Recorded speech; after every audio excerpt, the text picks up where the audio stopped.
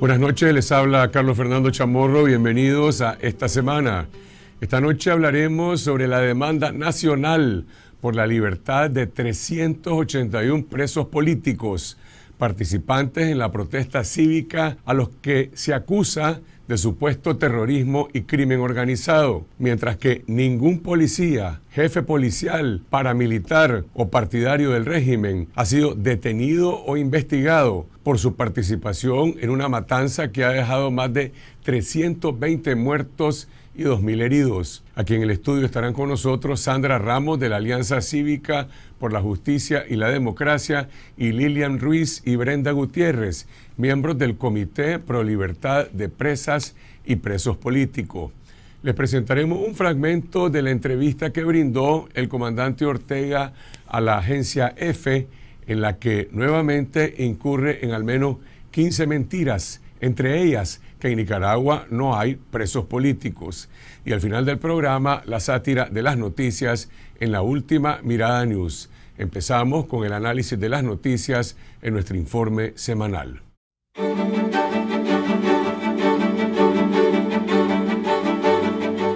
El ejército de Nicaragua conmemoró el 39 aniversario de su fundación, ignorando la crisis política y las graves violaciones a los derechos humanos del país, que han dejado más de 320 muertos. El ejército también cayó sobre la crisis de seguridad nacional, que ha provocado el despliegue de las bandas paramilitares, como un cuerpo armado paralelo al margen de la ley. La bandera rojinegra del Frente Sandinista compartió escenario con la azul y blanco en el acto presidido por el comandante Daniel Ortega, a quien el general de ejército, Julio César Avilés, ratificó su lealtad y agradecimiento. El exmayor del EPS, Víctor Manuel Gallegos, conocido como Pedrito el Hondureño, reapareció en Estelí como uno de los jefes paramilitares del régimen en la zona norte del país. En junio de 1993, Pedrito el Hondureño dirigió una violenta toma de Estelí que dejó 45 muertos, entre ellos 2 oficiales del ejército, y posteriormente fue beneficiado por una amnistía. Cuando estallaron las protestas de abril, Gallegos fue contactado por la Secretaría del FSLN y, según sus excompañeros de armas, Pedrito el Hondureño planificó el ataque contra el tranque del municipio de La Trinidad en julio y dirige a los paramilitares en la zona norte. El Consejo de Seguridad de las Naciones Unidas colocó en el radar internacional la crisis sociopolítica de Nicaragua, ampliando el aislamiento del régimen de Ortega. Tras una sesión informativa sobre el contexto nicaragüense y el estado de los derechos humanos, la ONU abrió las puertas para la invocación de sanciones por la masacre orteguista. El gobierno de Ortega fue señalado de estado fallido, corrupto y dictatorial, y a partir de mañana, el debate se traslada al Consejo de Derechos Humanos en Ginebra.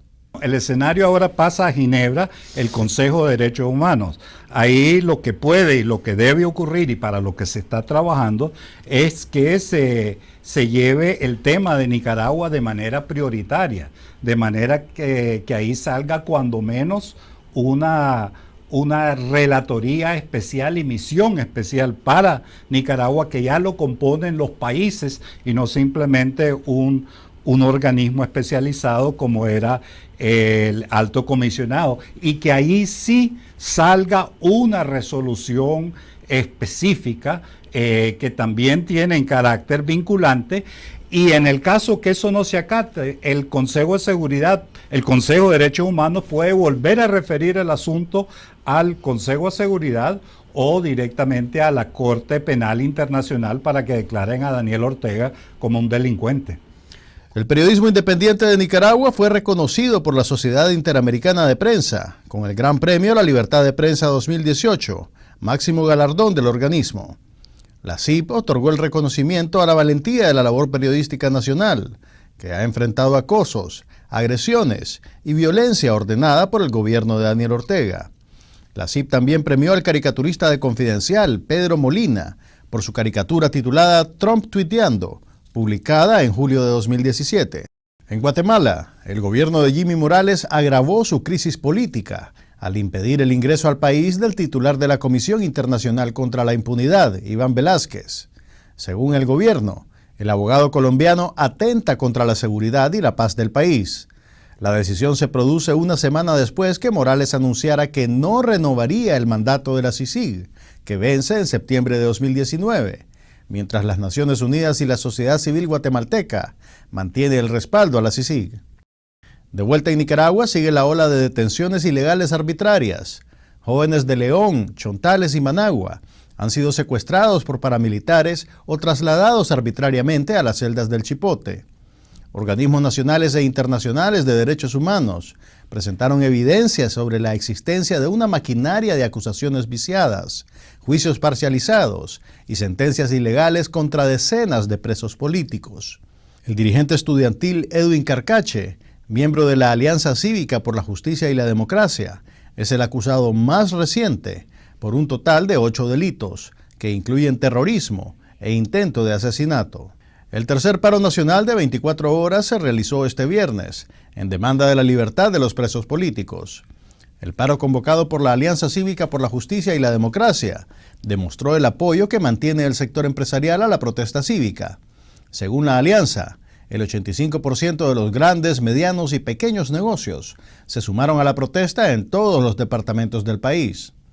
La alianza convocó al paro con menos de 24 horas de anticipación y en esta ocasión fue visible que el sector de los transportistas y comercios informales no se sumaron al llamado. El gobierno y sus simpatizantes multiplicaron la campaña de supuesta normalidad, promoviendo ferias comerciales y caravanas en los municipios, pero no lograron impedir la paralización de la mayoría de las actividades económicas. El segundo paro se anunció con aproximadamente unos 3-4 días de antelación y el régimen básicamente reprimió fuertemente la ciudad de Masaya y se dio el tiroteo a la parroquia de la Divina Misericordia. Entonces, deliberadamente en este momento se optó para evitar acciones de contraataque, se decidió anunciarlo en la mañana del día anterior. Y a pesar de ello, se dio hostigamiento de parte de las autoridades, de amenaza a algunos sectores para que no abrieran, para imponerles multas, etc. Entonces fue deliberado hacerlo de esa manera,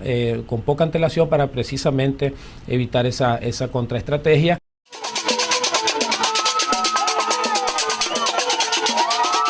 El oficialismo desplegó a policías, antimotines y fuerzas de choque para intimidar y entorpecer la llamada Marcha de los Globos, organizada por la población autoconvocada para este domingo.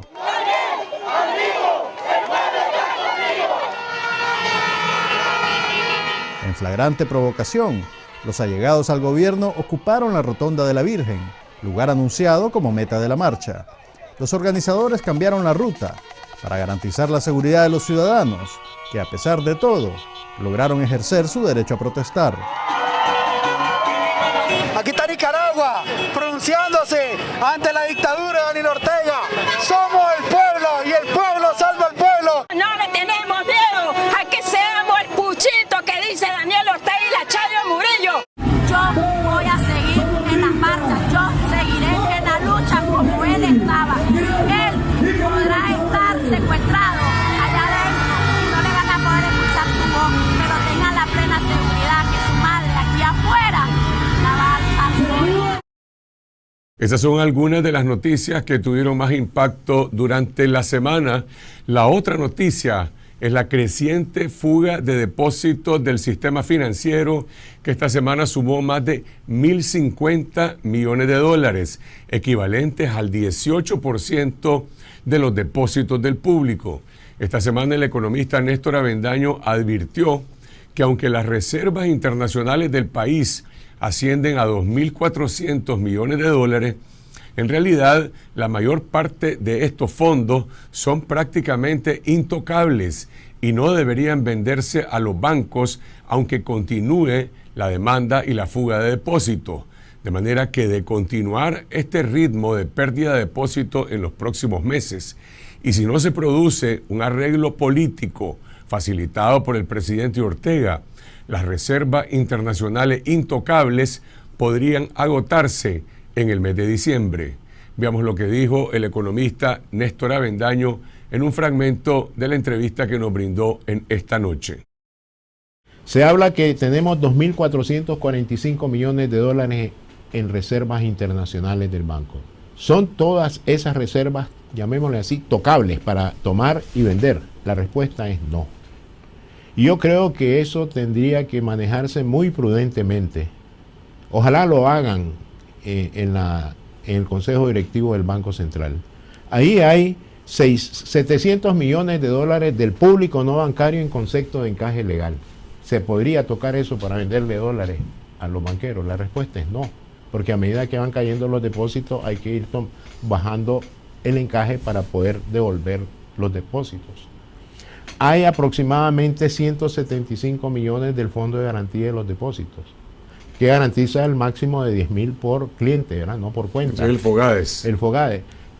¿Podrá tomar el Banco Central recursos de ahí para venderle a los bancos? La respuesta es no, pertenece al público no bancario. Existen 100 millones ya del BESI. El BESI prestó, pero no para irlo a vender, sino para fortalecer la posición de las reservas. Y ese mismo tratamiento tiene aproximadamente 32 millones de dólares que se le debe todavía o están adeudados al FMI con su último programa que concluyó allá en diciembre de 2011. Por consiguiente, no podemos tomar esos 32 millones como los 100 millones del FMI, como los 100 millones del BESI. Y por otro lado, hay casi 80 millones de dólares de inversionistas financieros que han comprado títulos emitidos en dólares y pagaderos en dólares. ¿Podrá el Banco Central tomar eso y decirle a los bancos, aquí satisfago sus compras de divisas? La respuesta es no. Entonces, los 2.445 millones que tienen reservas brutas se reducen a 1.360 millones de dólares, que es lo que se conoce en la jerga de las reservas, reservas internacionales netas ajustadas. Estamos hablando de 4 meses más de crisis, 5 meses más de crisis. Hay que seguir restando. ¿Cuánto vamos a pagar de deuda? ¿Vamos a caer en mora si vendemos todo esto? No, un prudente banquero central dice, hey, vamos a reservar el pago de corto plazo. O sea, los 4 meses que hacen falta de este año más un año. ¿Cuánto significa eso? Alrededor de 400 millones de dólares.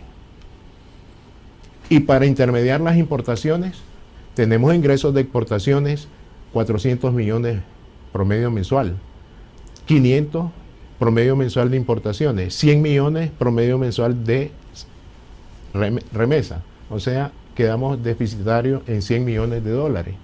Por lo tanto, o casi quedamos ajustados. Por consiguiente, restando lo del pago de la deuda, los 1.000 millones, quedamos como alrededor de 700 millones, 600 millones de dólares. ¿Cuánto tiempo dura eso? Esa es la pregunta que debe escuchar el presidente Ortega. ¿Cuánto tiempo dura eso? Es decir, responsablemente un estadista o un presidente de Banco Central tendría que estar tomando en cuenta ese límite de tiempo para decir, este es el tiempo que tengo para buscar una solución política a fin de que se pueda restablecer al menos la confianza y evitar una mayor fuga masiva de depósitos. Y comenzar a buscar el buen funcionamiento de la economía. Te diré, voy a ser prudente en mi respuesta. Voy a mantener el promedio diario en que se ha ido el promedio diario de las ventas de dólares del Banco Central a los bancos. Desde el mayo que comenzó a vender hasta el 31 de agosto. Es casi 7 millones de dólares diarios. Con lo que te he dicho, dependiendo de los altibajos, se puede concluir que ese tiempo es entre 2 meses y 3 meses. Y ese es el periodo que yo veo peligroso. Ya estamos acercándonos a fin de año y veo un alejamiento político para resolver la crisis. Estamos hablando de el mes de noviembre, inicios de diciembre. En ese momento responsablemente tendrían que poner un freno a la venta de divisas. Sí, tienen que poner un freno e inventar otra cosa como las que inventaron, las 3 cosas que han inventado en este mes de agosto pasado, que han provocado inestabilidad a la economía. Han profundizado la desconfianza. ¿Cómo vamos a fortalecer al sistema financiero diciendo, y esto no le luce a un presidente de un banco central, si usted desconfía en ese banco, saque sus depósitos y venga a depositarlo al Banco Central? ¿A dónde he visto yo eso? Eso es agravar más el problema. Y por supuesto, yo creo que este timing económico lo debe tener en cuenta el señor presidente de la República para poner su timing político a la solución del problema político. Creo que hay tiempo todavía, pero es muy corto. Eso es lo que dice el economista Néstor Avendaño, advirtiendo sobre un escenario de agravamiento de la crisis económica que debería ser manejado con máxima responsabilidad por el Banco Central y el Ministerio de Hacienda, porque la crisis económica tiene una raíz política en la crisis de confianza provocada por las masacres del régimen. Y solo podría empezar a mitigarse si el presidente Ortega facilita un acuerdo político para enfrentar la crisis económica a través de elecciones anticipadas lo más pronto posible. Vamos a una pausa y regresamos con Sandra Ramos de la Alianza Cívica por la Justicia y la Democracia y con Lilian Ruiz y Brenda Gutiérrez, miembros del Comité Pro Libertad de Presas y Presos Políticos. No hay un solo paramilitar, ni hay un solo policía, ni está ningún francotirador preso de esos que mataron, asesinaron a los chavalos.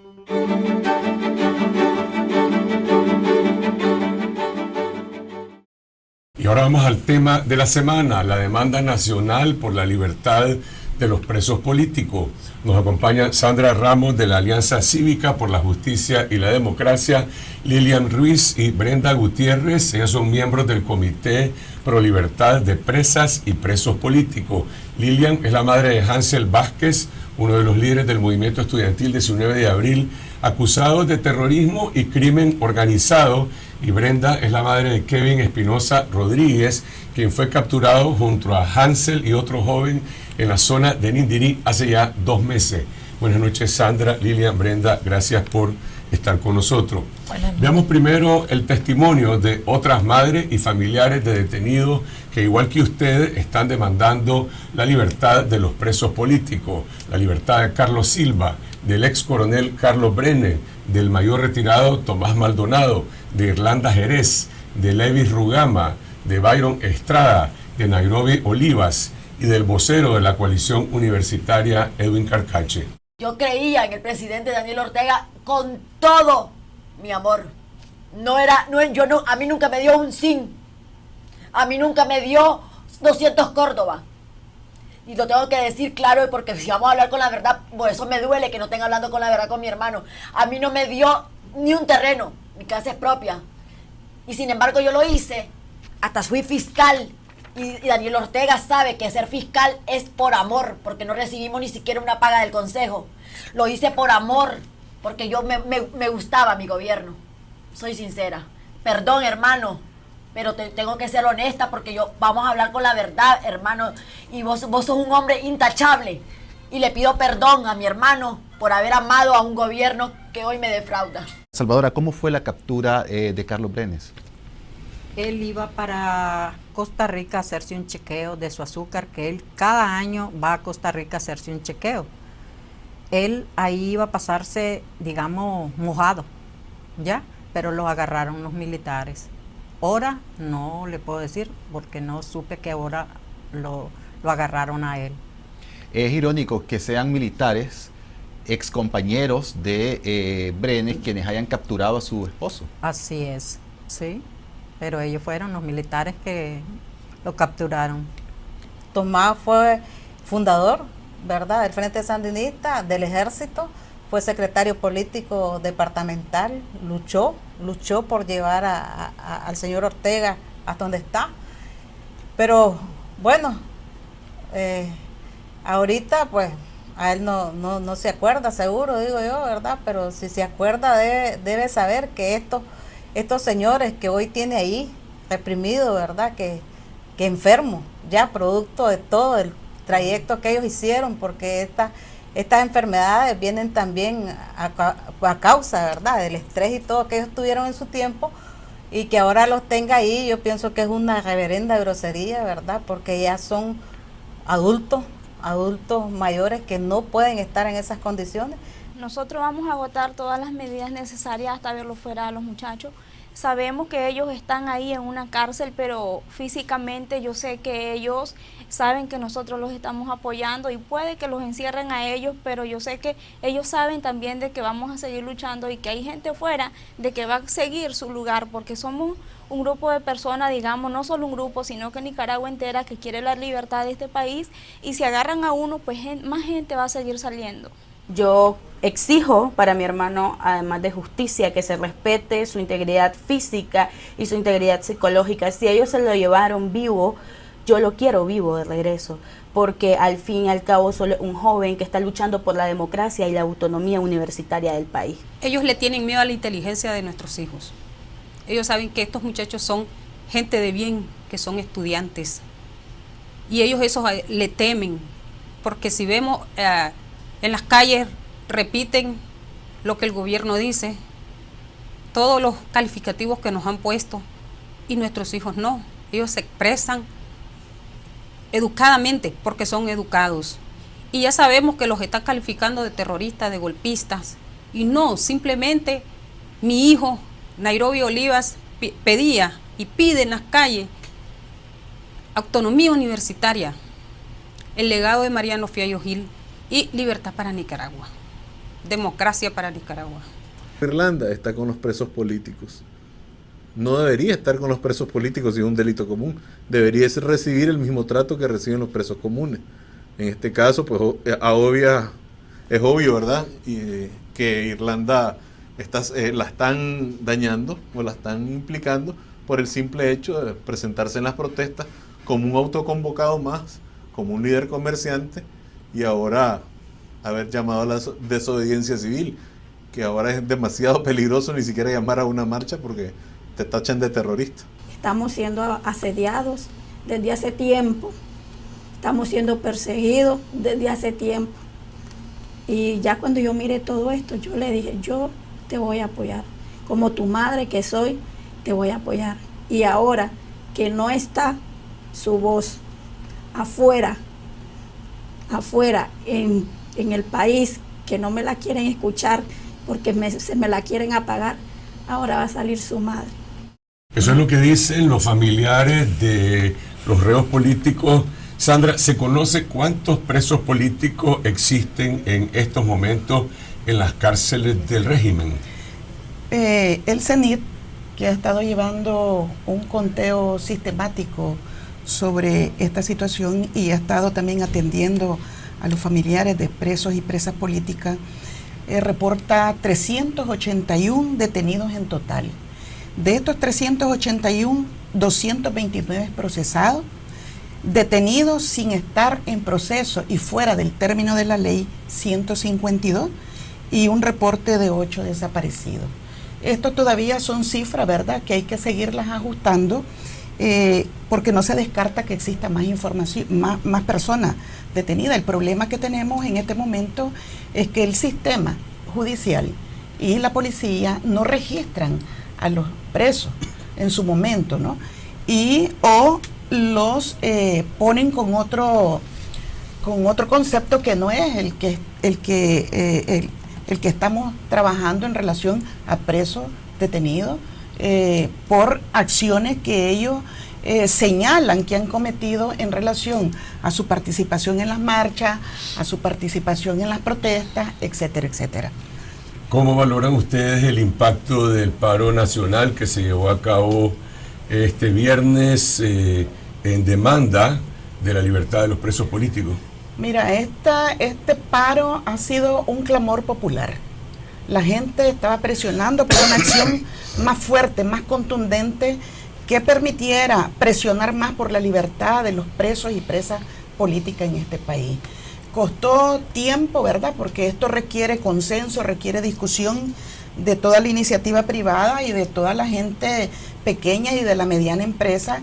El pueblo está listo para un paro indefinido, porque los más pobres son los que ya no tienen mucho que perder, porque todos los días están perdiendo libertad, están perdiendo a sus seres queridos, y en este sentido, muchas veces se dice que el paro va a perjudicar a los más pobres, pero son los más pobres los que están pidiendo una solución ya a la crisis política que está enfrentando el país, pero que además estamos demandando la libertad de todos los detenidos, de todos los presos políticos de este país, aunque el gobierno diga que no tiene presos políticos. Nosotras señalamos que son presos políticos y además que se les está inventando delitos, se les hace comparecer con otras personas con las cuales no fueron capturados, pero además con arsenales de armas, con dinero, con droga. Esto nos preocupa muchísimo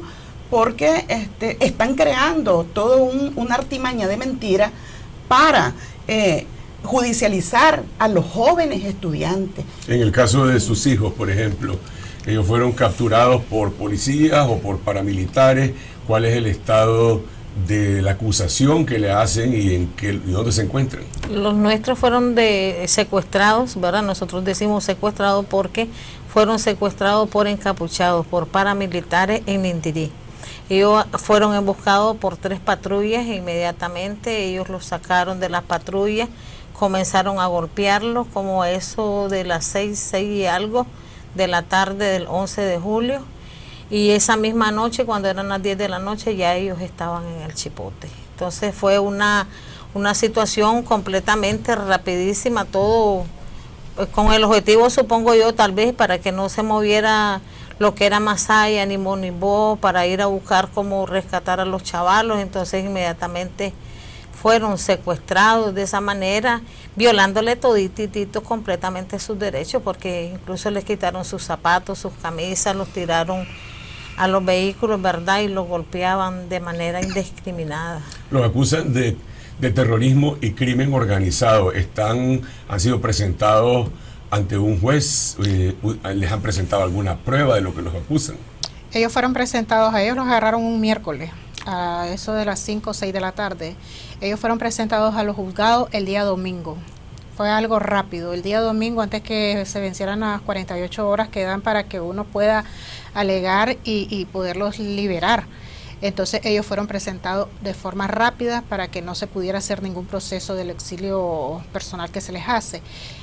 Los acusaron inmediatamente del terrorismo, de golpistas, de crimen organizado, pero aparte de eso a ellos les achacan la quema de la Radio Ya.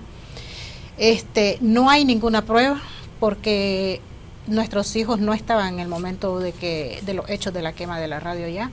Tenemos videos en donde salen los mismos colaboradores de la Radio Ya diciendo: el pueblo enardecido está quemando la nueva Radio Ya. Entonces ellos mismos están narrando que fue el pueblo quien está quemando. Nuestros hijos en ese momento estaban organizándose para dar el apoyo a la UNI, que en ese día se hizo la toma de la UNI, y que los mismos paramilitares desde el Estadio Nacional agredieron a la UNI, atacaron a la UNI, pero en ese momento nuestros hijos no están en la UNI. Nuestros hijos, ¿en qué se caracterizaban ellos? En andar dejando víveres, medicina, ropa, todo lo que fuera necesario para los necesitados de tranque o los necesitados atrincherados. Entonces ellos se dan a conocer por esa labor humanitaria que ellos tenían. Cuando se da la toma de la UNI, entonces ellos lo que andaban haciendo era buscando cómo proveerle alimentos, porque no tenían nada los de la UNI.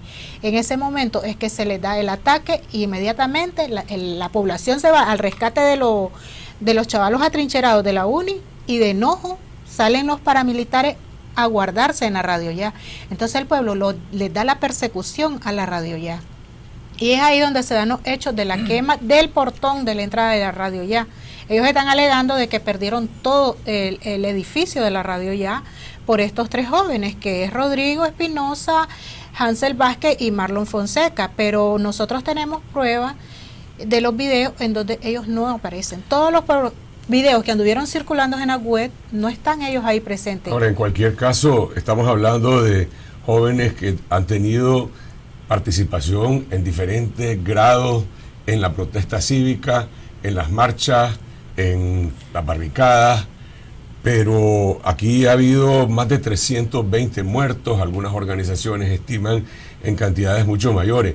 De esos 381 detenidos, ¿hay algún policía, hay algún paramilitar, hay algún partidario del régimen, de los que han participado en esos crímenes, en esas acciones en contra de la marcha pacífica, como por ejemplo lo que ocurrió el 30 de mayo y otro, que ha sido investigado o esté detenido? No hay uno solo.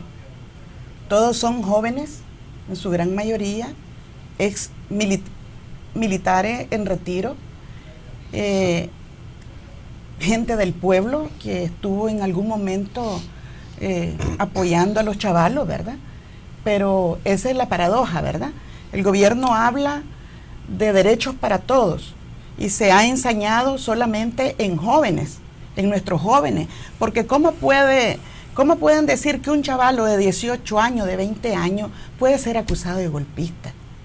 Un cipote que ha pasado su vida estudiando y que salió a una protesta pacífica y que al cambio recibieron una represión fuerte, y que a cambio de esa protesta muchos jóvenes fueron asesinados, y hasta hoy no hay un solo paramilitar, ni hay un solo policía, ni está ningún francotirador preso de esos que mataron, asesinaron a los chavalos con balas en la cabeza, con balas en el pecho. No hay uno solo. Es decir, lo que estamos ante una situación en la cual, por una parte, las muertes, los asesinatos, los crímenes de más de 300 personas están quedando absolutamente en la impunidad. Es decir, no hay justicia.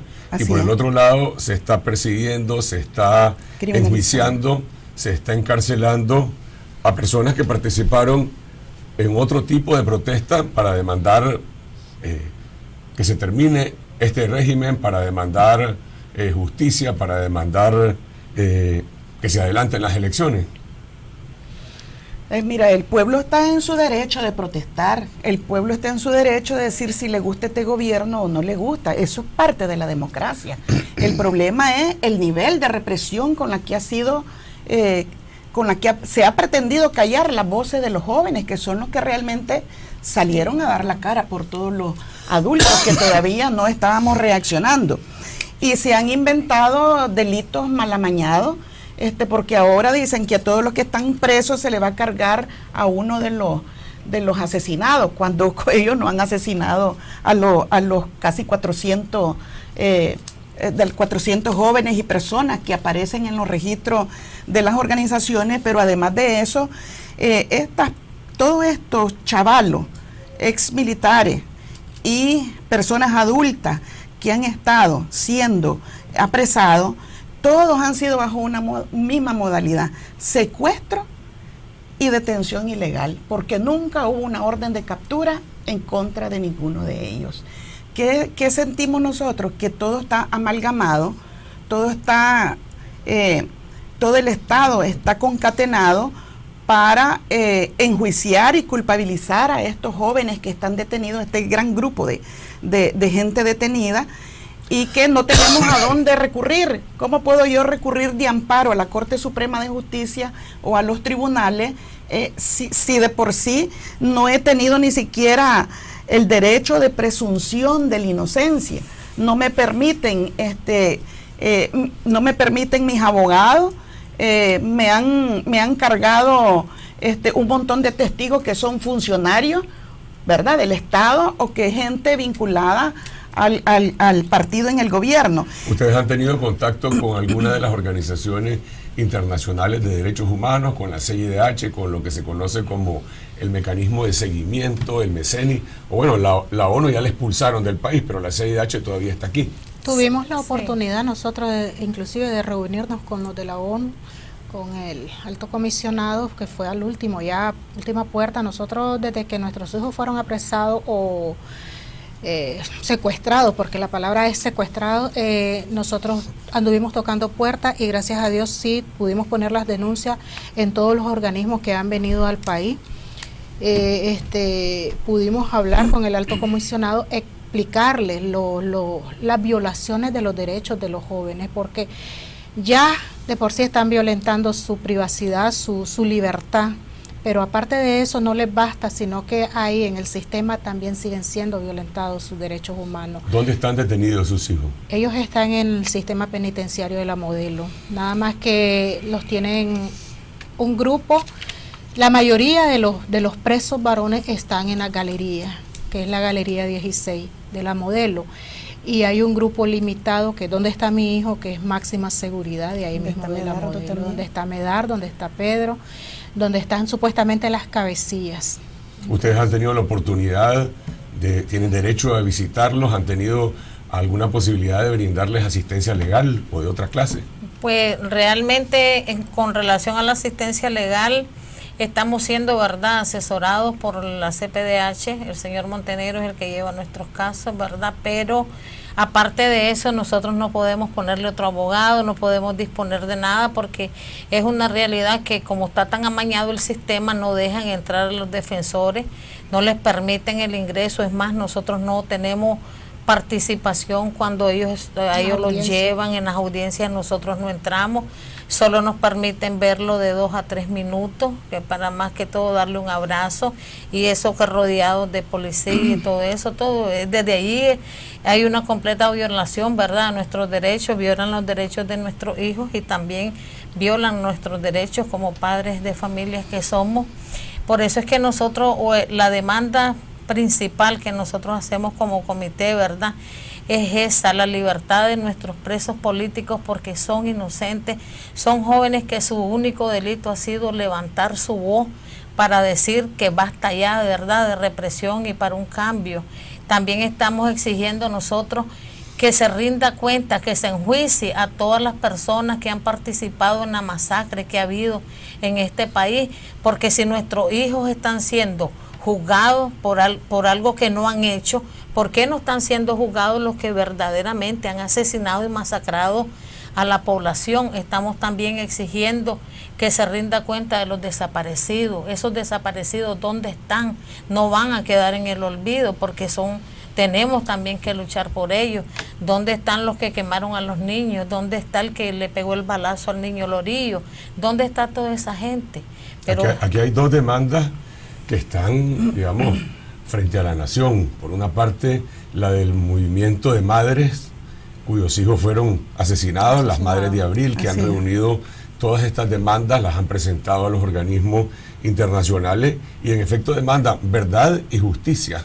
Y que estos crímenes no queden en la impunidad. Lo que ustedes están planteando es la liberación de los que en este momento están detenidos y que están siendo procesados judicialmente. Así es, pero todo tiene que ver con la justicia, con la reparación, porque a los chavalos que están detenidos se les tiene que resarcir su dignidad, su nombre, que ha sido atropellado y que ha sido colocado ante la nación de una forma inadecuada, sin permitirle la presunción de inocencia. No han sido juzgados, pero ya los están condenando de entrada. Y estos dos grandes bloques de justicia, además de reparación, no repetición. No puede volver a pasar en este país lo que está sucediendo. Y por lo tanto, esos dos grandes demandas de las madres nicaragüenses y todo el pueblo de Nicaragua, todas las mujeres nicaragüenses, sabemos que ese es un dolor profundo, saber que sus hijos están encarcelados de forma injusta por pelear por derechos que están consignados en la Constitución, el derecho a la protesta, y que hoy ese derecho está siendo criminalizado de manera brutal, y que por ello también estamos demandando el caso, la libertad de las mujeres también, las mujeres que están presas de forma injusta. Hay como 20 mujeres detenidas, entre ellas la joven Elsa Valle, Irlanda Jerez, la María Dilia Peralta, las hermanas Muñoz, Olesia, y la Tania, su hermana, Nelly Roque, Solange, Brenda, la Cindy, la Johanna Espinosa, Victoria Obando, Yarixia Rostrán, Yolanda Sánchez y otras compañeras más, ¿verdad? A las cuales sus mamás en algún momento tienen temor de que se les mencione, porque también han estado muy vinculadas al partido en el gobierno y que hoy resulta que sus hijas están detenidas. Entonces tienen temor a tener represalia, porque la consigna que anda afuera por parte de estos compañeros que no logran entender la dimensión de la situación de una actuación irracional contra el mismo pueblo, ellos plantean de que la traición se paga. Claro. Y aquí no es una traición. A estar al lado del pueblo no puede ser una traición.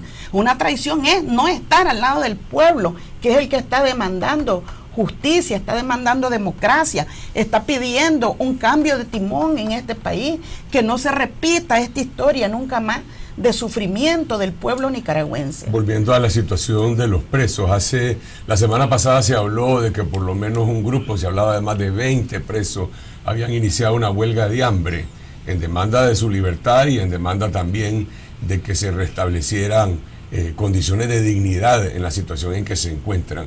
¿Conocen ustedes de esa situación? ¿Esa huelga se mantiene o ha sido suspendida? Bueno, la realidad de las cosas es que nosotros el día que tuvimos la visita con nuestros hijos, que fue casualmente el 6, ¿verdad? Nosotros tuvimos visita. Primeramente quiero destacar algo bien importante, que lo sepa la nación, que lo sepa el mundo entero. El ánimo de nuestros hijos está al 100%. Qué belleza, cómo ves a aquellos chavalos con un ánimo, con que ellos no los ha doblegado nada, ellos siguen siempre fervorosos, fervientes en su lucha. Ellos están encerrados, pero dice que nosotros sigamos aquí luchando por ellos, que sus voces se escuchen a través de nosotros. Esa huelga, si bien es cierto, inició, pero ellos se vieron obligados a cortar un poco la intensidad, porque les dijeron que les cortarían el agua y la luz. Obviamente que el agua no es tampoco la gran cosa que se la quiten, porque es hasta insalubre el agua, pero la realidad es que es una necesidad. Entonces todo es eso, pero sí, en su mayoría estuvieron sus días allí con la huelga, que por cierto eso les ha servido de mucho también, porque en cierto momento se hizo presión, pues, y eso ha venido a cambiar un poco las cuestiones. A mí me alegro saber que uno de los muchachos que estaba muy enfermo, por ejemplo, Marlon, el que fue secuestrado con los nuestros, estaba recibiendo asistencia médica.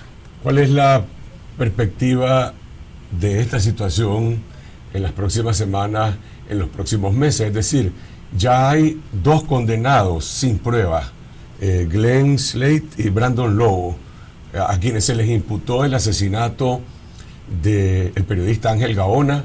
Su familia reclama justicia, la familia de Ángel Gaona. Ahora hay 229 procesados que podrían ser condenados mañana, siguiendo ese patrón de comportamiento del sistema. La pregunta es, ¿hay alguna ventana dentro del sistema judicial que pudiera producir resultados diferentes, o aquí se va a producir una condena que ameritaría o que demandaría la anulación de todos estos juicios? Es decir, ¿cómo se libera a los presos políticos? Hubo un paro el viernes, ahí está el respaldo de la población, ahí están las voces de ustedes y el respaldo de ustedes, pero ¿cómo se les libera con la presión nacional e internacional? Es decir, se requiere de un acto de voluntad política del gobierno de anular estos juicios políticos y ponerlos en libertad. Sí, precisamente por eso entraban las comisiones, el GA, para contribuir a la investigación sobre este tipo de denuncias que está teniendo en sus manos el gobierno para garantizar el derecho de las personas, ¿verdad?, a un proceso justo. Resulta entonces que no hemos logrado que haya colaboración del gobierno con estas instituciones, y lo que vemos es la tendencia de querer castigar a la gente a través de la cárcel y de condenarlos para darle un escarmiento a la población que no siga saliendo a protestar por sus derechos. Creemos nosotros que vamos a agotar todas las instancias nacionales, porque es requisito agotar todas las instancias nacionales para poder trasladar todas estas demandas a nivel internacional, en lo que conocemos como el litigio estratégico, que tiene que ver, ¿verdad?, ya con demandar a otras instancias internacionales el apoyo para presionar al Estado de Nicaragua que garantice la libertad de los presos políticos que están encarcelados de forma injusta. ¿Podría el régimen estar preparando para condenar a todos estos presos y el día de mañana preparar una supuesta amnistía para los que están injustamente condenados y para aquellos que están en la impunidad, pero que son los responsables de estos crímenes. ¿Aceptarían ustedes, la población de Nicaragua, una amnistía? Son rumores que se andan dando realmente de que el gobierno entre más cabecillas tenga para poder lograr hacer una amnistía, pero las vidas de nuestros hijos, las vidas de esas personas que han luchado, que iniciaron esta lucha, no es negociable. Las vidas de aquellos que las perdieron por esta lucha no es negociable. El gobierno, el primer error que está cometiendo es el no aceptar que tiene presos políticos. Él a nivel mundial ha dicho que no existe presos políticos, que todos están ahí encerrados por una causa. Ahora les preguntamos, si estos presos políticos tienen causa, entonces ¿dónde están los que ellos están pidiendo justicia? Ellos están pidiendo justicia por los 198.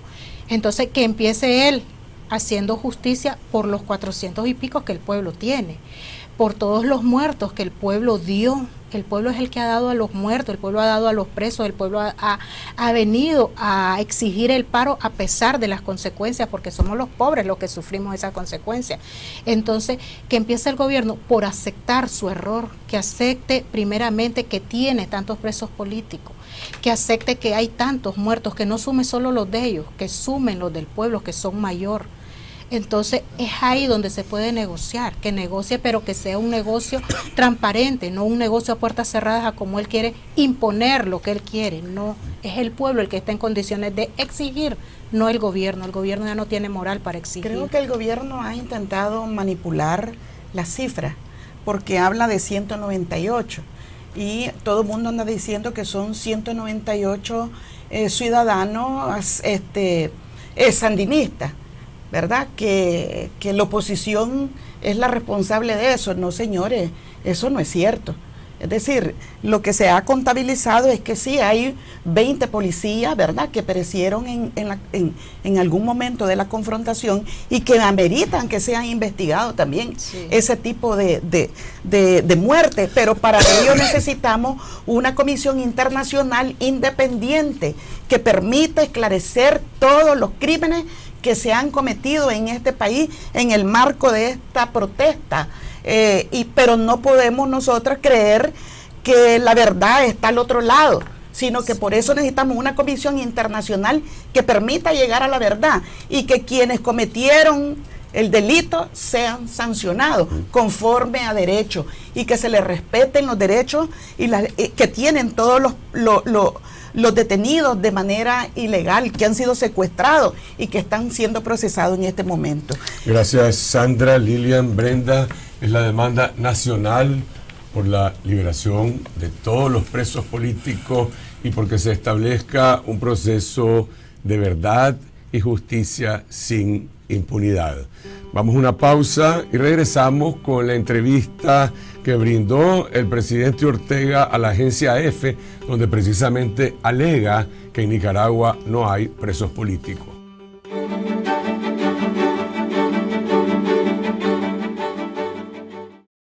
El presidente Daniel Ortega continúa rehusándose a responder las preguntas de la prensa independiente de Nicaragua.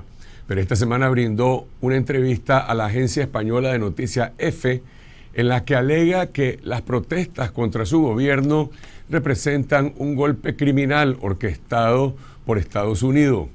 La revista Confidencial identificó en un ejercicio de verificación de datos al menos 15 mentiras en las afirmaciones de Ortega. Estas son las 5 principales.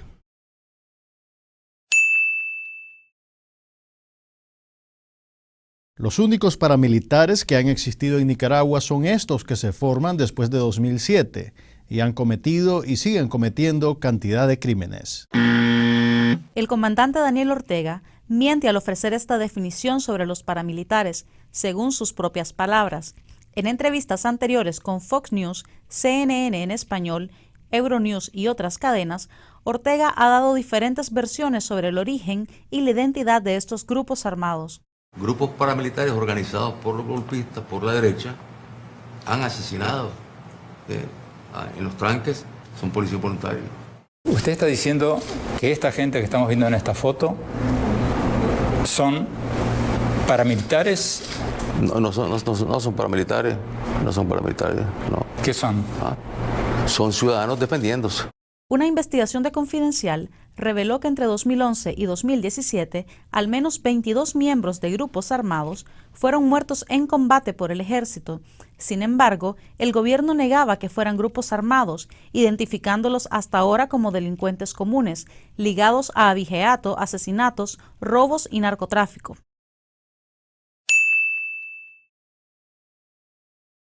El ataque a la marcha del 30 de mayo es una gran mentira. Ahí lo que hubo fue una embestida armada de parte de los manifestantes, en contra de la otra marcha que había hacia la Avenida Bolívar. Ortega miente. La llamada madre de las marchas pacíficas fue atacada a las 4:45 de la tarde, cuando policías y paramilitares dispararon desde las instalaciones del Estadio Nacional. En total, 11 ciudadanos murieron asesinados ese día en Managua. No tenemos presos políticos. Aquí los que están detenidos por crímenes que se han cometido en contra del pueblo. Y si están siendo sometidos pues a los procesos correspondientes. Nadie está detenido aquí por sus ideas, ni por su activismo político. El presidente miente. Al menos 300 personas están encarceladas y procesadas por su participación en las protestas contra su gobierno. 85 han sido acusadas de terrorismo, según la Oficina del Alto Comisionado de las Naciones Unidas para los Derechos Humanos. Entre ellos se encuentran el líder campesino Medardo Mairena y el dirigente universitario Edwin Carcache, ambos miembros de la Alianza Cívica por la Justicia y la Democracia.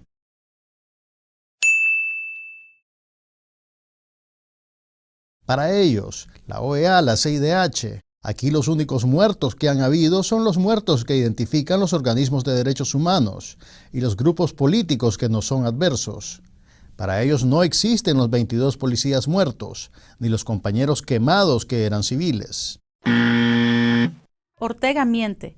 Los informes de la Comisión Interamericana de Derechos Humanos y la Oficina del Alto Comisionado de las Naciones Unidas para los Derechos Humanos sí mencionan las agresiones y asesinatos contra policías. La Oficina del Alto Comisionado precisa en su informe que las autoridades estatales han proporcionado datos detallados sobre la muerte y heridas a miembros de la policía y militantes del Partido Sandinista, entre estos 22 agentes muertos. Además, detalla que 7 policías murieron en ataques contra estaciones policiales en los municipios de Mulucucú y Morrito.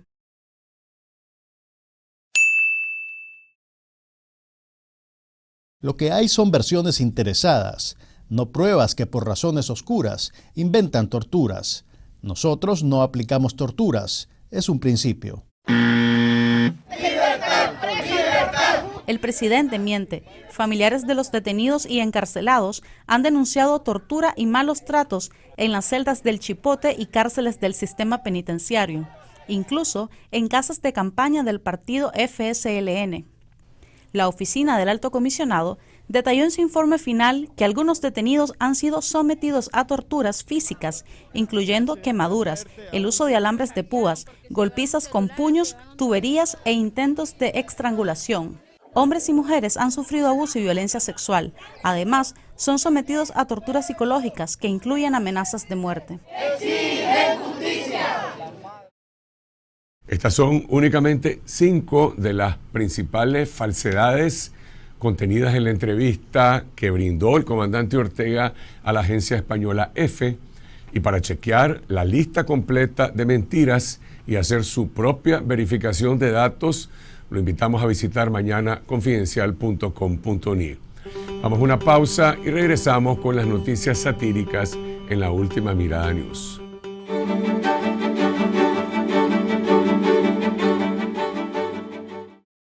Y ahora vamos a La Última Mirada News con las noticias que no alcanzaron en el informe semanal.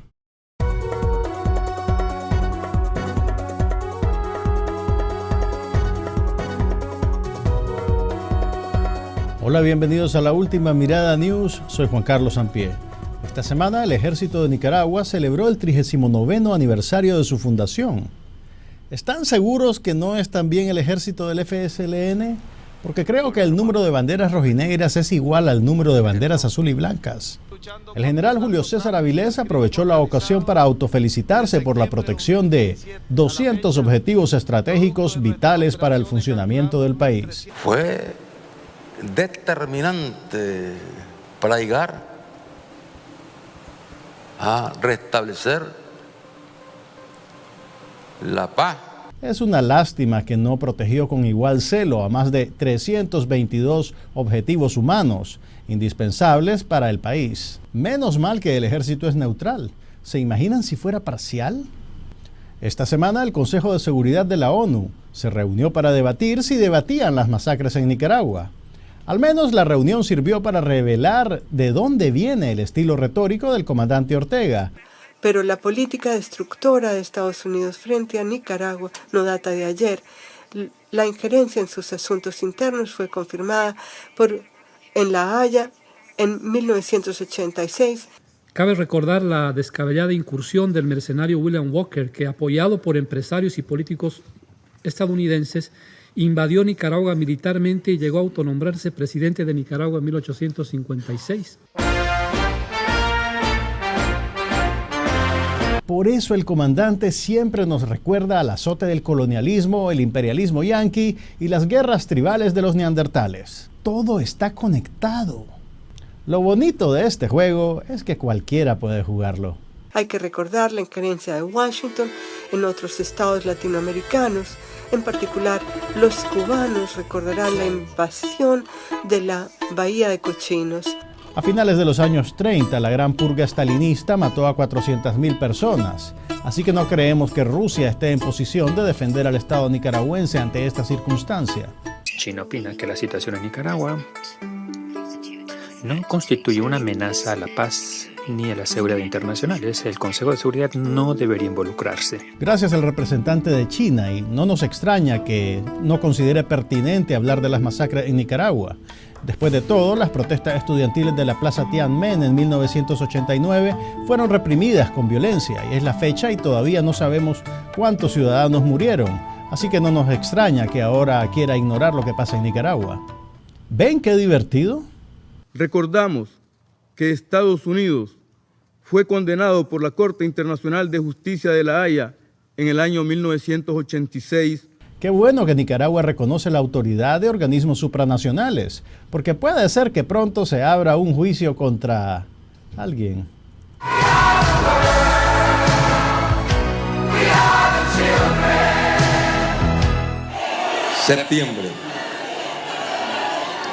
Septiembre victorioso. El comandante Ortega celebró la llegada del 5 de septiembre, creo, para tener chance de contestarle a Estados Unidos lo dicho en el Consejo de Seguridad, siempre invocando el récord histórico. ¿Quiénes trajeron a los yanquis? Los vendepatrias de ayer, que son los mismos vendepatrias de hoy. ¿Quiénes son los vendepatrias de hoy? Pregunto porque esto se pone un poco confuso. No veo en sus ojos odio. No veo en sus ojos odio ni malos sentimientos. Yo tampoco veo odio en los ojos de nadie, pero sí lo he escuchado. Los peleles, los agachados, los serviles, los siervos son otros. Son los que mendigan como limosneros de la infamia, injerencia e irrespeto para Nicaragua. Para finalizar, la Última Mirada News ha encontrado evidencias de que el gobierno de Daniel Ortega prepara una nueva piñata. Es la piñata perfecta para celebrar a los aguizotes, porque también asusta a los niños. Buenas noches. De esta manera llegamos al final de esta edición. Los invitamos a suscribirse a nuestro canal de video en youtube.com Pleca Confidencial Nica. Síganos en Twitter a lo largo de la semana en la dirección @CFC. Regresamos mañana lunes con más información, análisis y comentarios en Esta Noche, siempre a las 8 de la noche aquí en Canal 12. Buenas noches.